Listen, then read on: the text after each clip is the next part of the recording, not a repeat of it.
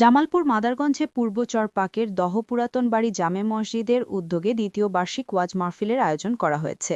মাদারগঞ্জ থেকে রাসেল মাহমুদের পাঠানো তথ্য চিত্র দেখুন বিস্তারিত। শুক্রবার রাতে পূর্ব চরপাকের দহ সরকারি প্রাথমিক বিদ্যালয়ের মাঠে ওয়াজ মাহফিল অনুষ্ঠিত এই ওয়াজ মাহফিলের সভাপতিত্ব করেন উক্ত মাহফিলের সভাপতি মোহাম্মদ মঞ্জুরুল হক মজনু মণ্ডল। প্রধান অতিথি হিসেবে উপস্থিতি থেকে বক্তব্য রাখেন মাদারগঞ্জ উপজেলা ছাত্রদল সভাপতি ও সিনিয়র যুগ্ম আহ্বায়ক উপজেলা যুবদল মোখলেসুর রহমান। ধর্মীয় বয়ান পেশ করেন বিএ অনার্স কাহালু সিদ্দিকিয়া কামিল মাদ্রাসা পাবনা ও বগুড়া থেকে আগত ধর্মীয় বক্তা মাওলানা মোহাম্মদ বাদশাহ আলমগীর সহ আরও অনেকে। এ সময় পূর্ব চরপাকের দহ পুরাতন বাড়ি জামে মসজিদের কোষাধ্যক্ষ মোহাম্মদ মোয়াজ্জেম হোসেন মশিউর রহমান, অবসরপ্রাপ্ত সেনা সদস্য ও পিএ অফিস সরিষাবাড়ি আরিফ হাসান ওয়ারিফ সহ উদীয়মান তরুণ ব্যবসায়ী হাবিবুর রহমান হাবিব সহ অনেক গণ্যমান্য ব্যক্তিবর্গ।